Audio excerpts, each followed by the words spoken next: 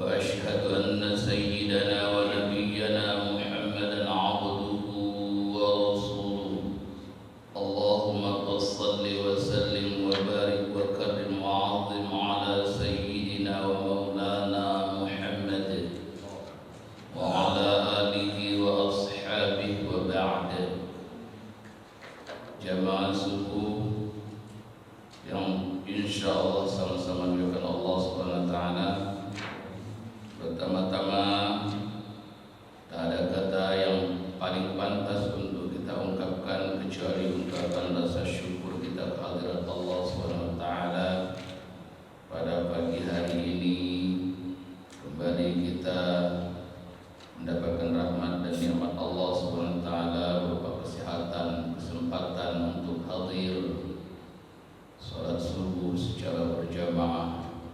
Dan insyaallah kita bersabar untuk melanjutkan kewajiban kita menuntut ilmu, yaitu belajar tafsir Quran pada pagi hari ini. Mudah-mudahan seluruh rangkaian ibadah yang kita lakukan pada pagi hari ini mendapatkan ridha dan inayah Allah Subhanahu wa taala, sekaligus menjadi tambahan bukan amal soleh kita di sisi Allah Subhanahu wa taala. Salawat dan salam semoga tercurahkan kepada junjungan agung kita Muhammad sallallahu alaihi wasallam. Allahumma shalli ala sayyidina Muhammad. Mudah-mudahan kita selalu mendapatkan rahmat Allah Subhanahu wa taala dan pertolongannya untuk senantiasa memperhatikan dan mempelajari sunnah Rasulullah SAW dan sekaligus dapat melaksanakannya dalam hidup dan kehidupan kita sehari-hari, sehingga kelak kita termasuk daripada umat beliau akhir zaman ini yang akan mendapatkan syafaat beliau atas izin Allah Subhanahu wa taala. Amin ya rabbal alamin. Jamaah yang dirahmati Allah Subhanahu wa taala, pada pagi hari ini kita akan melanjutkan tafsir kita, yaitu surat yang ke-109, surah Al-Kafirun, yaitu maknanya orang-orang kafir. Surat yang ke-109. Dalam muqaddimah ini surah Al-Kafirun ya, yang artinya orang-orang kafir, ini terdiri dari 6 ayat dan merupakan surat Makkiyah ya. Dinamakan surat Al-Kafirun karena inti di dalam surat ini Allah SWT memerintahkan kepada Nabi kita Muhammad SAW untuk berhadap-hadapan dan berbicara kepada orang-orang kafir ya, bahwa beliau tidak mungkin dan tak akan menyembah berhala yang mereka sembah. Ini inti daripada surat ini. Maka namanya surat Al-Kafir. Cukup banyak nama surat ini ya. Selain itu, surat ini juga dinamakan apa? Surat Al-Ibadah. Kenapa dinamakan surat Al-Ibadah? Sebab surat ini ya memproklamirkan ibadah hanya kepada Allah Subhanahu wa taala saja dan tak akan beribadah kepada berhala yang disembah oleh orang-orang kafir. Jadi menegaskan bahwa satu-satunya tempat manusia beribadah adalah hanya kepada Allah dan tidak kepada yang lainnya. Karena bila terjadi kita mendua beribadah kepada Allah, beribadah juga kepada yang lain, itu akan terjadi apa? Syirik ya. Syirik kabir. Itulah syirik yang besar, menduakan Allah Subhanahu wa taala. Lalu surat ini juga dinamakan Ad-Din, sebagaimana di akhir ayat yang ke-6, lakum dinukum waliyadin, bagiku agamaku, bagimu adalah agamamu. Gitu ya. Nama lain lainnya ada juga surat ini adalah munabbazah. Munabbazah, ada juga munaqqasyah ya. Diterangkan demikian, surat ini menjadi penyembuh. Penyembuh apa? Penyembuh penyakit ruhani ya. Karena kandungannya akan menyembuhkan dan menghilangkan penyakit kemusyrikan.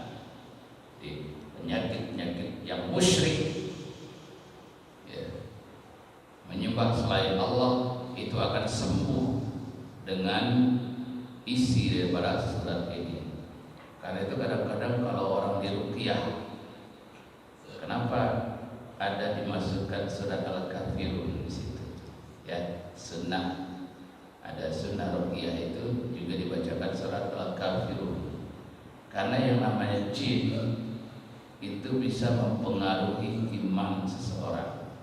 Bahkan bisa ya sampai mempengaruhi supaya orang itu menjadi kafir.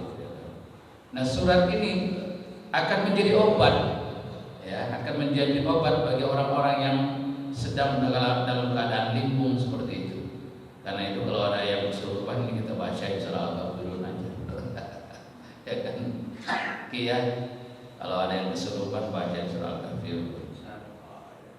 Dan surat-surat yang kemarin yang kita baca ya, itu juga termasuk surat-surat yang dibacakan pada saat orang kesurupan ya. Qul huwallahu ahad, al-falaq, an-nas termasuk juga ya, untuk meruqyah orang yang sedang kemasukan setan ya. Nah, lalu bagian selanjutnya adalah tilawah. Sebelum kita melangkah kepada asbabun nuzul, kita mengambil pahala daripada huruf-huruf Al-Quran yang berada dalam surat Al-Kafirun ini. A'udzu billahi minasy syaithanir rajim.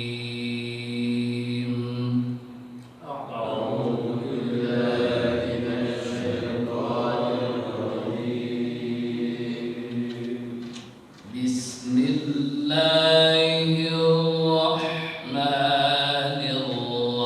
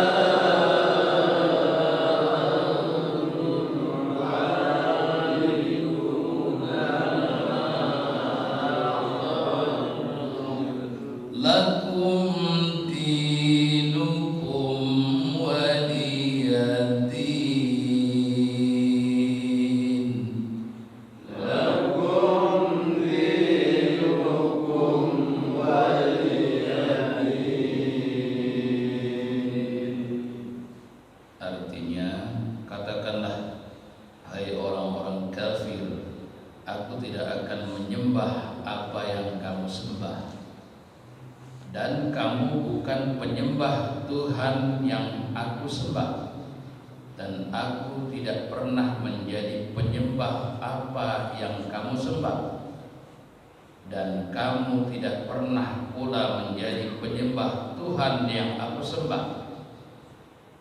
Untukmu agamamu, dan untukkulah agamamu. Ya. Ini ada surat ini juga ada asbabun nuzul. Memang tidak semua surat itu ada asbabun nuzulnya atau sebab-sebab turunnya ya. Tapi surat ini ada, bahkan riwayatnya banyak sekali ya, ada 3 riwayat yang saya masukkan. Jadi yang pertama kita ambil dari penafsiran Ibnu Katsir, menjelaskan bahwa asbabun nuzul surah Al-Kafirun ini ya, bahwa dulu orang-orang kafir Quraisy itu pernah mengajak kompromi Rasulullah SAW untuk menyembah berhala-berhala mereka selama 1 tahun.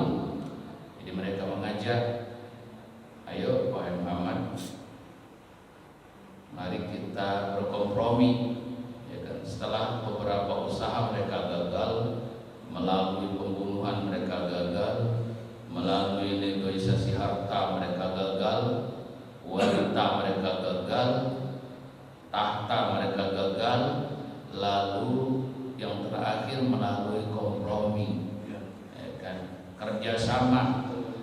Ayo Muhammad, setahun ini engkau juga ikut menyembah berhala kami.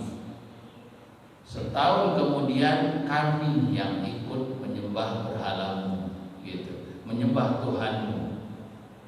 Jadi tahun ini kamu ikut menyembah Tuhan kami, yaitu berhala, dan tahun depan kami ikut menyembah Tuhan yang engkau sembah.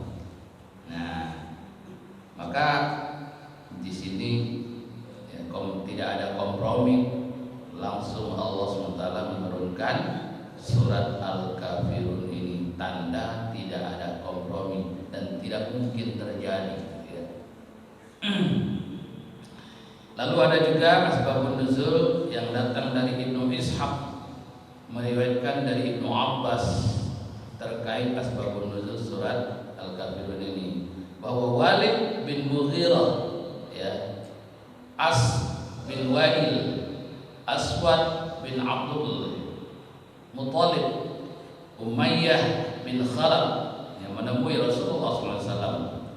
Mereka mengatakan begini, wahai Muhammad, marilah kami menyembah Tuhan yang kamu sembah, dan kamu menyembah Tuhan yang kami sembah.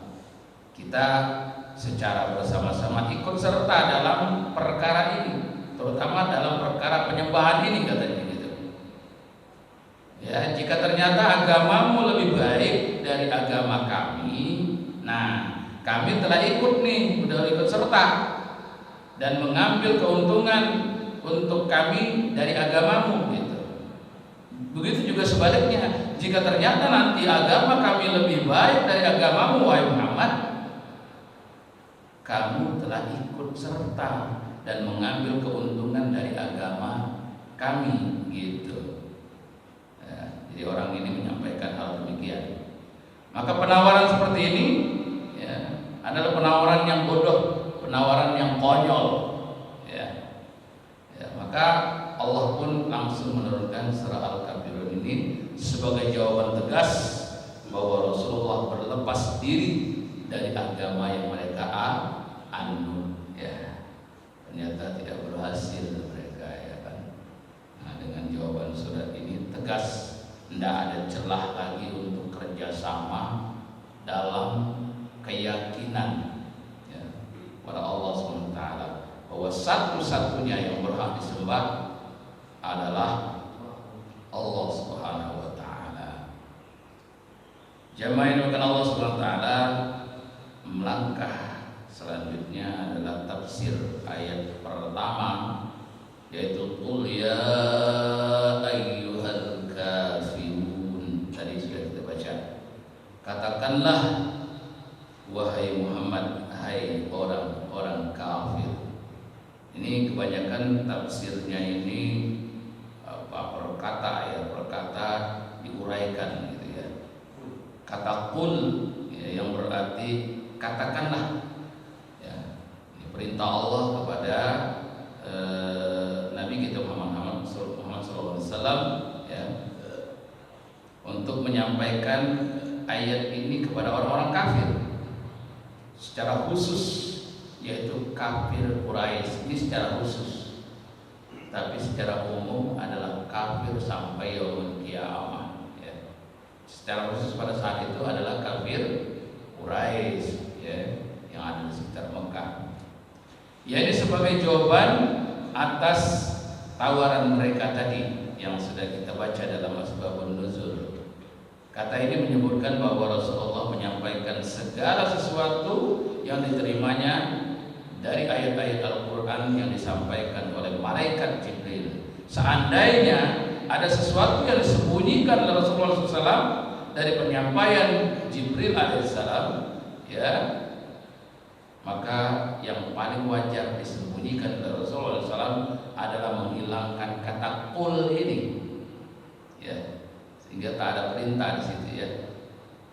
Nah, maka di sini ya, kata qul itu justru menjadi sebuah perintah dan penegasan kepada orang-orang yang kafir yang berusaha untuk mempengaruhi Rasulullah SAW ya, dan ingin mengajak bekerja sama.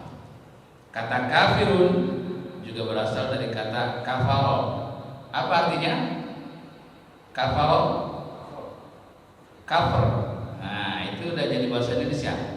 Cover, cover itu apa? Bungkus, penutup. Nah, di dalam penafsiran itu dikatakan penutup. Jadi kafir artinya tertutup. Apa tertutup dari apa? Disebut dengan kafir artinya hatinya tertutup dari kebenaran. Jadi orang kafir itu tertutup dari kebenaran ya. Ini arti kafir hari ini. Salah satu makna daripada kafir adalah tertutup dari kebenaran atau belum menerima hidayah Islam. Siapapun yang tidak menerima Islam, maka ia disebut kafir, baik itu orang musyrik maupun ahlul kitab. Siapa ahlul kitab, Pak? Para rahib ya, para ustadz-ustadznya sebelah sana, sebelah kiri dia.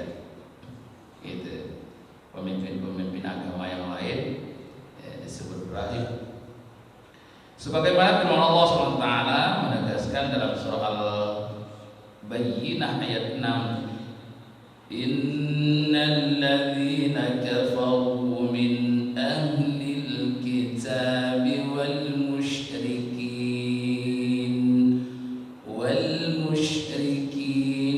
fi nari jahannam khalidina fiha ulaika hum syarrul bariyah. Sesungguhnya orang-orang yang kafir, yakni ahli kitab dan orang-orang musyrik, akan masuk neraka jahanam. Mereka kekal di dalamnya. Mereka itu adalah seburuk-buruk makhluk Allah. Kafir ya, seburuk-buruk makhluk Allah. Jadi bukan kita yang bilang begitu, tapi Allah sendiri yang membilang penciptaannya seburuk-buruk makhluknya ya, yang tidak mau menerima kebenaran aturan dari Khaliqnya, itu Allah SWT. Namun secara spesifik ya, al-kafirun yang diajak bicara dalam ayat ini adalah orang-orang kafir Quraisy yang diajak bicara dalam ayat ini, yang mengajak bekerjasama ya, menyembah Tuhan secara bergantian dari waktu-waktu terhadap Rasulullah SAW, dan sebagai penegasan bahwa tidak mungkin Rasulullah akan menyembah Tuhan mereka, dan mereka pun tidak akan mentauhidkan Allah SWT, sudah bertahan masing-masing ya. Karena itu nanti di akhir surat ini ditutup dengan lakum dinukum waliyadin ya. Ayat kedua, la a'budu ma ta'budun, aku tidak akan menyembah apa yang kamu sembah. Kata a'budu ya merupakan bentuk kata kerja. Bentuk kata kerja itu maknanya masa kini dan masa yang akan datang. Jadi kalau kata kerja itu kan ada amr, ada kata perintah, ada kata larangan, ya, ada kata benda, ya. Kemudian ada zaman, ya. Ada kata tempat yang menunjukkan tempat.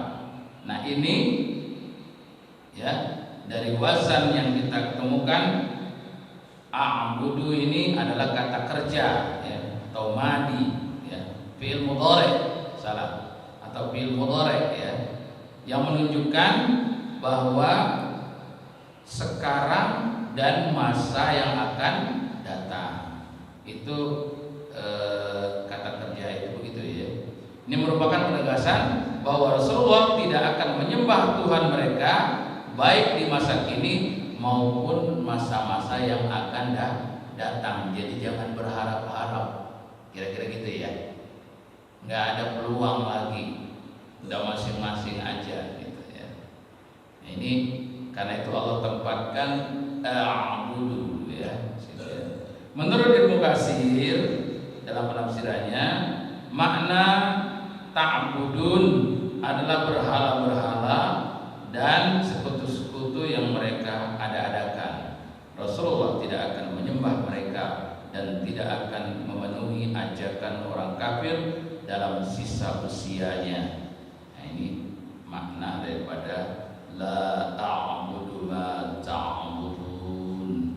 Ayat yang ketiga, wala antum 'abiduna ma a'bud. Ini berulang ya, ayat ini ya 3 dan 5 nanti berulang. Dan aku bukan penyembah Tuhan yang aku sembah. Ayat ini menunjukkan bahwa orang-orang kafir itu juga tidak akan menyembah Tuhan yang disembah Rasulullah SAW di masa kini dan masa yang akan datang.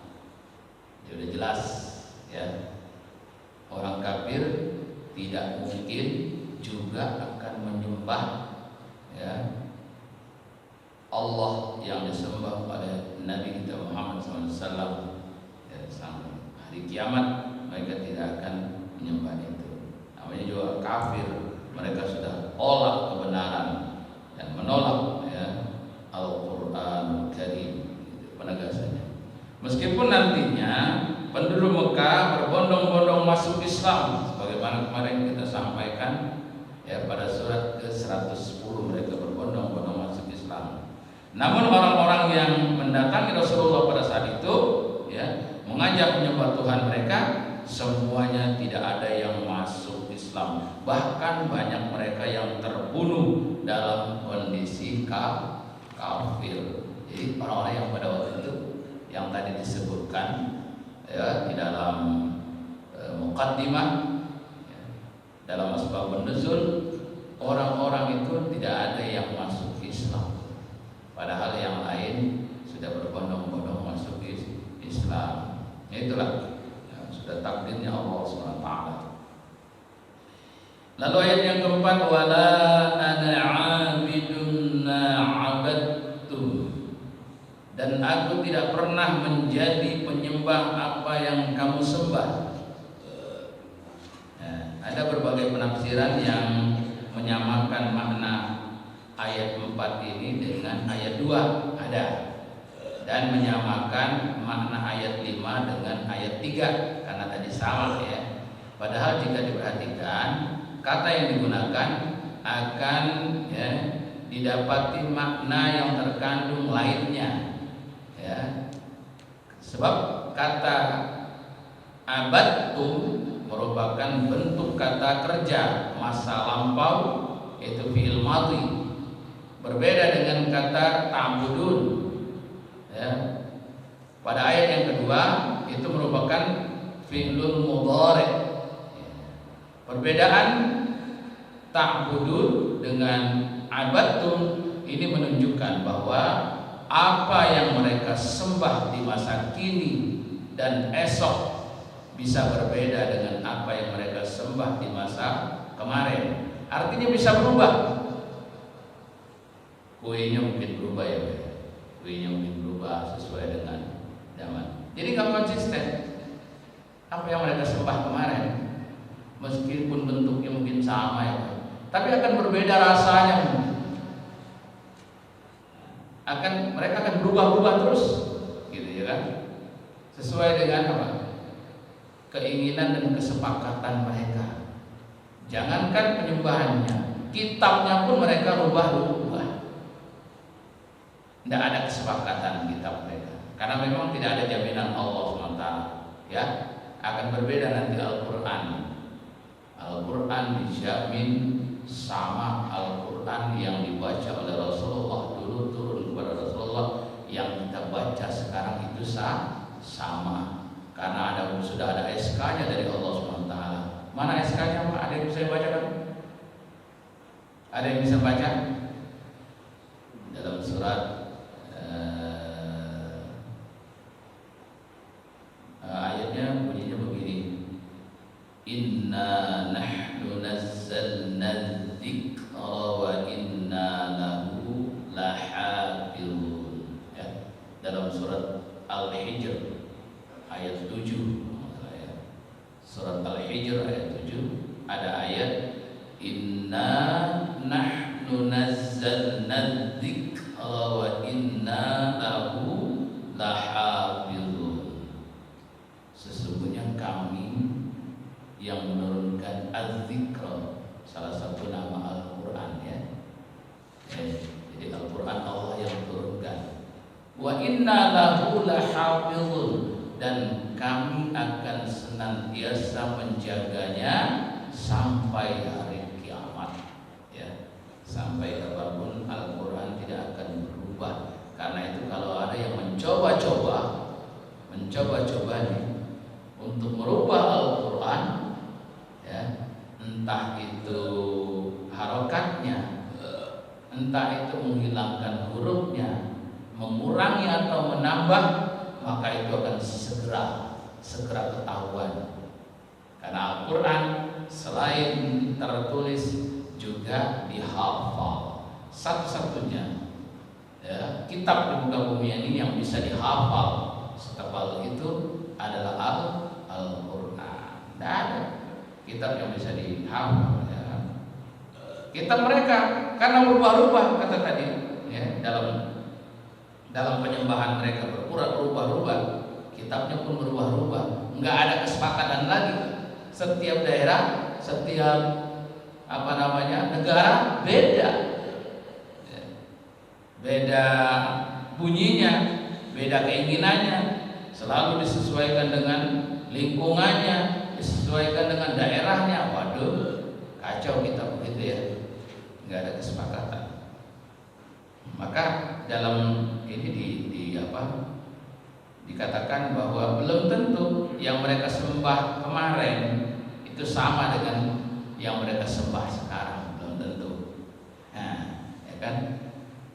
Maka selanjutnya ini dikatakan dalam tafsir ini, sedangkan untuk Allah yang diibadahi Rasulullah SAW ya, digunakan kata yang sama, yakni ma'abud ya, menunjukkan konsistensi ibadah dan ketaatan hanyalah kepada Allah SWT, tidak akan berubah sampai hari kiamat. Nah itu. Jadi dari kata-kata ini ya kan ada perbedaan ya kan, ada perbedaan karena satu menggunakan fi'il madhi, yang satu menggunakan fi'il mudhari yang sekarang dan yang akan datang. Nah, inilah hebat yang penafsiran ya, bisa menjelaskan kepada kita apa sih bedanya gitu, seolah-olah sama gitu. dua kalimat ini ternyata bedanya luar biasa ya Pak ya. Artinya penyembahan yang mereka dulu sembah belum tentu sama dengan yang mereka sembah sekarang dan yang akan datang. Itu maknanya. Sementara Al-Quran ya, dan sementara Allah yang disembah oleh Nabi kita Muhammad SAW dan kita semuanya itu akan konsisten dan tidak akan berubah sekarang sampai hari kiamat. Begitu penegasan ayat 4 ini ya. Ayat kelima, wala antum 'abiduna ma a'bud. Dan kamu tidak pernah pula menjadi penyembah Tuhan yang aku sembah. Ya, perhatikan redaksi ayat 3 dan ayat 5 ini sama-sama digunakan kata ma'a'bud yang merupakan bentuk kata kerja masa kini dan masa datang atau fi'il mudhari ya, menegaskan bahwa apa yang beliau sembah tidak akan pernah berubah. Maka Sayyid Qutb mengatakan bahwa ayat ini merupakan penegasan terhadap ayat sebelumnya agar tidak ada lagi salah sangka dan kesamaran, keserupaan, supaya tidak ada lagi prasangka dan syubhat ya. Jadi menegaskan supaya tidak ada lagi yang ragu. Jadi ayat 3 ditegaskan oleh ayat 5 ini, diulangi lagi. Sebagaimana kemarin kita sampaikan sebelum ini ya, bahwa banyak ayat yang diulang-ulang juga dalam Al-Quran, walaupun sedikit-sedikit berbeda kadang-kadang maknanya, tapi tujuannya juga sama ya. Itu hikmah pengulangan itu adalah menegaskan kembali, menguatkan kembali, sama dengan kita subuh-subuh ya, membangunkan anak kita. Sekali kita tengok dibangunin ya bangun, tapi tiba-tiba rebah lagi, tidur lagi. Kita datang lagi bangun lagi dengan yang sama ya kan? Harus berulang-ulang bangunin anak sekarang, benar nggak Pak? Apalagi subuh, kadang-kadang kita sampai terlambat datang ke sini. Kenapa? Bangunin anak berulang-ulang kali. Itu dalam hidup dan kehidupan kita ya, yang hanya spontan. Apalagi ini penegasan dalam ketuhanan yang tidak akan berubah dari kita lahir sampai kita wafat ya, tidak akan berubah. Tentu dengan pengulangan seperti ini makin menegaskan keimanan kita supaya kita tidak ada keraguan ya untuk menyembah Allah Subhanahu wa taala. Ini makna ayat yang kelima. Ayat yang keenam, lakum dinukum waliyadin, bentukmu agamamu dan bentukkulah agamaku ya. Makin menegaskan ayat yang kelima dan ketiga tadi. Kata din artinya adalah agama ya. Kata din bisa bermakna balasan. Kata ad-din bisa juga bermakna kepatuhan. Kata ad-din bisa juga bermakna ketaatan. Semuanya ya mengarah kepada penyembahan kepada Allah Subhanahu wa taala ya. Itu kata ad-din. Sebagian ulama memiliki makna balasan. Jadi ad-din itu dikatakan balasan. Menurut mereka orang-orang Quraisy, ya, orang-orang kafir Quraisy tidak memiliki agama. Sedangkan yang mengartikan din sebagai agama bukanlah berarti Rasulullah mengakui karena agama mereka, namun mempersilahkan menganut apa yang mereka yakini. Jadi maksudnya ayat ini, untukmu agamamu dan untukku adalah agamaku.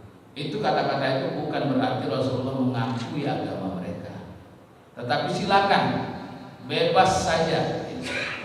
Kalau Anda nggak mau ikut kita, ya silakan Anda sembah, ya menurut keyakinan Anda, dan tidak ada pengakuan di situ, ya tidak ada pengakuan. Silakan, hanya mempersilakan ini dalam rangka toleransi, ya Pak.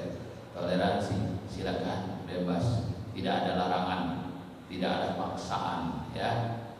La ikraha fid-din, ya. Qad tabayyana rusydu minal ghayy. Itu penegasan Allah SWT. Tidak ada paksaan dalam agama. Masing-masing, ya, silakan tanggung jawab, ya, dengan penyembahannya masing-masing. Ini diantara isi daripada surat Al-Kafirun. Terakhir penutup tafsir ini, ya, kita ingin mengulangi lagi dua hal. Yang pertama, surah Al-Kafirun ini adalah jawaban tegas bahwa dalam akidah tidak ada kompromi. Ini yang pertama, harus kita ingat, ya.